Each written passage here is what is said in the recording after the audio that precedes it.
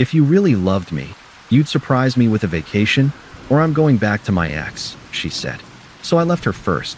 Now I'm on a trip, and she's crying in my DMs.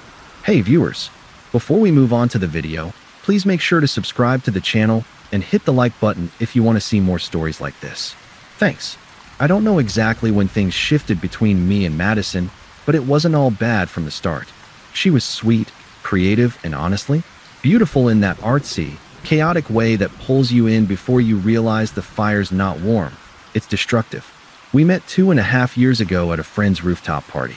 She was wearing these oversized sunglasses at 10 p.m. and talking about how she was done dating broke men with 6-packs and no plans. I was the exact opposite, nerdy, quiet, ambitious. I was 27, already a software engineer at a decent startup, and she liked how stable I seemed. Her words, not mine. She moved into my apartment 9 months after we started dating.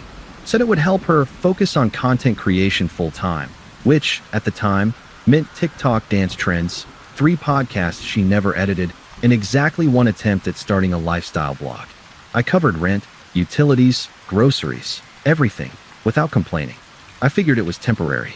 I just need a little space to grow, she said once, curled up in my hoodie on the couch. You're the only person who believes in me. I did. I really did. That belief cost me about $14,000 over the next year. Things got rough at work about 8 months ago. Layoffs hit half our team. Those of us who survived had to absorb the load. I went from working 50 hours a week to 70, sometimes 80. I was exhausted all the time. I stopped going to the gym, stopped seeing friends. My life became code, deadlines, and falling asleep during Netflix with takeout boxes on the coffee table. Madison didn't take it well. She'd walk into my home office mid-call just to ask if I wanted boba. Or she'd pout and say, "You've been looking at that screen all day. You don't even look at me like that anymore." I tried. God, I tried. I'd still cook when I could. I'd run errands, bring home little things she liked. One time I left her a note on her mirror before heading out at 6 a.m. Just a dumb little, "Good morning, love you" thing. She didn't mention it. Later that day, she posted a selfie captioned, "Some people can't see your worth unless you're gone." I don't even know who that was for, but it sure as hell wasn't for me. Money started to get tight. I never told her how tight. I'd burned through a lot of my savings keeping us afloat. She wasn't bringing in any income, and despite claiming she'd go back to freelance editing if things didn't pick up, she never did. She'd apply to 1 or 2 gigs a week, then complain they were beneath her. Meanwhile, her Amazon wishlist kept growing. Every month, I'd say something like, "Hey, maybe we should scale back on spending this month. Rent's a little heavier than usual." And every time, I get something like, "Don't make me feel guilty for wanting a little joy. It's not my fault your job stresses you out." That one stuck with me. It wasn't just the money. It was the comparisons. She brought up her ex, Tyler, more and more. Casually at first, then more pointed. He was the kind of guy who'd blow rent money on last-minute concert tickets or motorcycle parts. Unreliable. Broke. The kind of guy who gave romance a bad name. But to her, he used to write me poems on paper towels. You've never done that. Tyler once drove 3 hours just to bring me soup. Say what you want, but at least he made me feel wanted. I used to laugh it off. Then it started feeling like she wasn't reminiscing. She was comparing. She wanted the thrill back. She wanted chaos dressed up as passion. I couldn't compete with chaos, not when I was paying for both our lives. The night I really started to feel the cracks forming, she walked into the kitchen wearing this brand new dress, tags still on, and said, "We should go somewhere tropical. Just pack up and leave. I need an escape." I blinked. "Madison, I can't take time off right now. We're sprinting toward a product launch. Maybe in a few months," she groaned and cut me off. "Jesus, you're always working. Do you ever just live? Or are you planning to code through your own funeral?" That's when I realized something. She didn't respect the life I was building. The sacrifices weren't romantic to her. They were boring. In her eyes, I wasn't providing. I was failing. I stayed quiet for weeks after that, just trying to hold things together. But I saw the shift. The eye rolls. The side comments.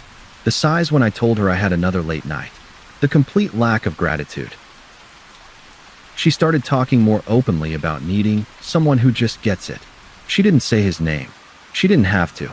By the time we got to the fight, the one where she'd finally say it out loud, I wasn't even shocked, just tired. 3 weeks before the fight, Madison posted a poll on her Instagram story. Would you stay with someone who never surprises you anymore? Options were, no, effort is love. Yes, I'm a doormat LOL. She didn't tag me, but she didn't have to. That same day, I came home with takeout from her favorite Thai place. Even grabbed her weirdo milk boba order. She barely looked up from her phone and said, "You forgot extra peanut sauce." She wasn't joking. She wasn't even mad. She just didn't care anymore.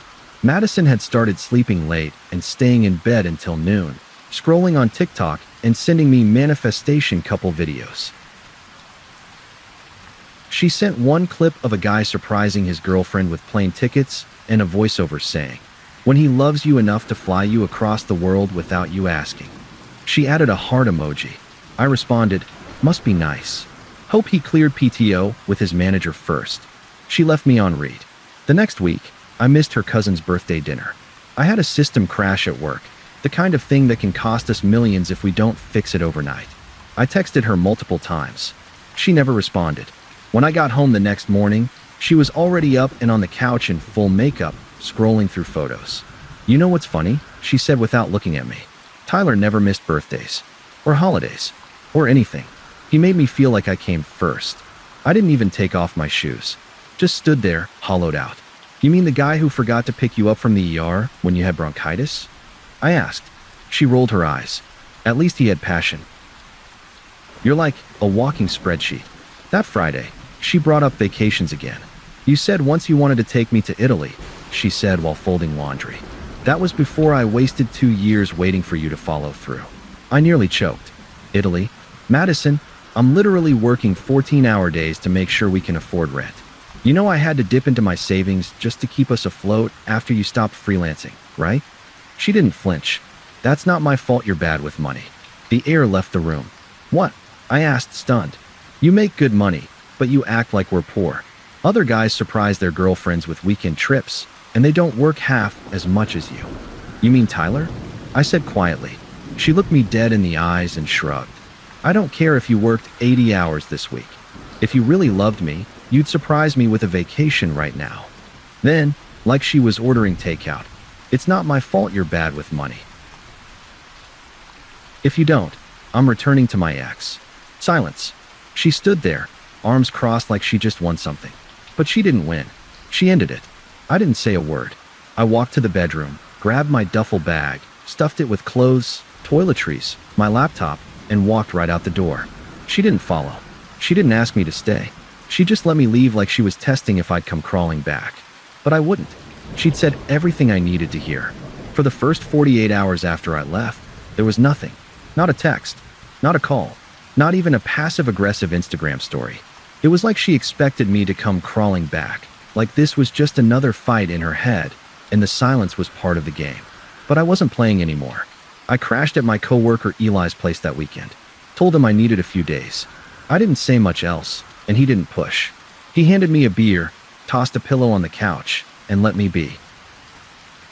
The next morning, I slept till 11 a.m. for the first time in months. And when I woke up, I didn't miss her. I missed my bed, my books, the quiet routine I used to have. Before every day became a performance for someone who thought love meant grand gestures and TikToks instead of rent, loyalty, and late-night grocery runs. But I didn't miss her. On day 3, the text started. "Madison, so you're really not going to even talk to me?" I ignored it. "Madison, wow. After everything I put into this relationship." I almost laughed at that one. "Madison, you're acting cold. You never used to be like this." No, I didn't used to be like this. I used to be available, predictable, willing to bleed out slowly just to keep the lights on in a relationship where I was never seen as enough, just as a tool to be used until I broke. By the end of the week, she was calling. I didn't answer. Qley watched me glance at my phone, silence it, and toss it face down. "She finally feel the earthquake she started?" he asked. I nodded. "She thinks it's temporary." He shrugged. "You moved out. That's permanent enough." Then the messages changed tone. "Madison, Tyler said he's not ready for anything serious."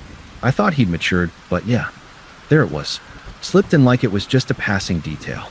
"Madison, Anyway, I'm not saying I meant what I said. I was emotional. Can we just talk like adults? Still no apology. Just deflection. Rewriting history. Madison. Also, I can't afford rent alone, and I don't want to break the lease. Oh, the truth creeps out. I'd already emailed the landlord to formally remove myself from the lease. I didn't know her anything. That weekend, she posted a black and white selfie with the caption, "Some people only love you when you're useful." And that was the most honest thing she'd said in months, though I doubt she meant it that way. I started rebuilding. I went back to the gym. Reconnected with friends I hadn't seen in ages. Took on a side project with a small gaming company. It paid half what I usually made, but it was fun and it felt like mine. One of the senior partners at my company noticed the work I'd done during the product launch and offered me a bonus and PTO. Go somewhere. For real. You've earned it, he said. So I booked a trip to Greece. Solo. A whole month out, just for me. No bickering. No guilt. No emotional roulette. Just sun, sea, and silence. The day after I booked the flight, Madison sent me a voice message. I didn't listen to it, but the text that followed said, "I miss your stability. Everything feels like it's falling apart now. You were the only person who never gave up on me. Please, just talk to me." I didn't respond, because by now, I wasn't trying to punish her. I wasn't bitter. I was just done. Done saving someone who thought love was measured in plane tickets and aesthetic couple content. Done being compared to a guy who couldn't hold down a job, but could apparently write poems on bar napkins. Done bleeding out for someone who thought my exhaustion was a character flaw, not proof that I was fighting for something real. Greece was everything I didn't know I needed. Quiet mornings with coffee and a view of the water. Late night walks through narrow cobblestone alleys. I didn't post much, just one picture. Me on a sailboat, sunglasses on, bottle of Mythos in hand, smiling like a man who'd finally exhaled. That's when the texts really started. Madison, wait, are you in Greece? I left her on read. 2 hours later, Madison, we were supposed to go there together. You said that was our trip. No, I had said I wanted to take her, back when I still thought she'd be someone worth taking. Then, Madison, I feel so sick. I can't believe how fast you moved on. You make it look easy. She didn't get it. This wasn't me moving on fast. This was the result of 1,000 quiet letdowns that slowly unstitched any love I had left. She thought I'd left in a rage, but I didn't leave angry. I left empty. When I got back to the hotel that night, I had a long message waiting. Madison, I was going through a lot. You never tried to understand how I felt. All I wanted was to feel appreciated. I gave you 2 years. 2 years. And the first time I needed something big from you, you bailed. Tyler was a mistake, okay? I didn't mean what I said. Please, let's meet when you get back. I miss you. It was strange. I wasn't even mad anymore. But I wasn't moved, either. Just indifferent. A week later, she tried calling again. I answered this time. I was watching the sunset from the hotel balcony, glass of wine in hand, sea breeze in the background. She sounded tired, like someone who had cried too much and slept too little. Madison, hey. Hi. You look good, she said. In the pictures. You look peaceful. I am. There was a long pause. Then she broke. Madison, I messed up, okay? I know that. I wasn't thinking clearly. I was stressed. I felt disconnected, and Tyler was just familiar. He wasn't real. I see that now. I needed you to show me you still cared. That's why I said those things. By threatening to go back to him. I was scared, she said, voice cracking. I wanted to feel wanted. You didn't even try. I stayed quiet for a moment.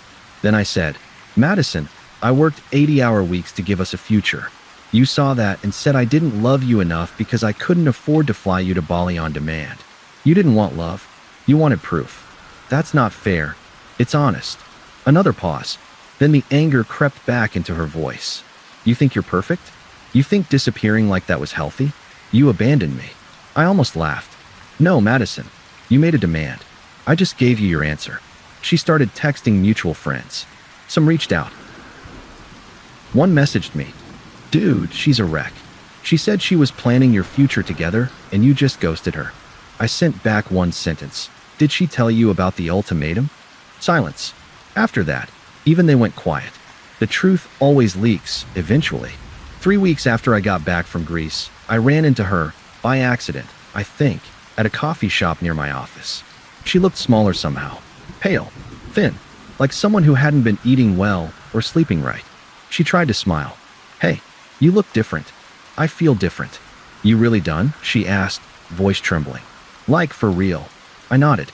"Calm, gentle, even." "You were right about one thing," I said. "You weren't the problem. Not alone, anyway. I was." "What?" "I kept choosing someone who didn't know what love actually looked like." "I don't hate you. I just finally love myself more than your version of love." She didn't say anything. I picked up my coffee, turned to leave. She called after me. "I just wanted something beautiful." I turned halfway, met her eyes. So did I. Then I walked out.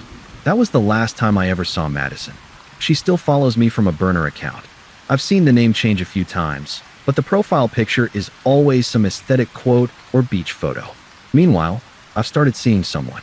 She doesn't care about last-minute vacations or viral couple goals. She gets excited when I finish work on time. She calls dinner at home cozy. She thanks me for showing up. And she doesn't think love needs proof. It just needs presence. Madison will probably keep chasing sparkles and spectacle, confusing chaos for romance. But me? I finally know the difference. And I'm never going back. Thanks for watching. Make sure to subscribe to the channel and hit the like button. What do you think about this story? Share it in the comments.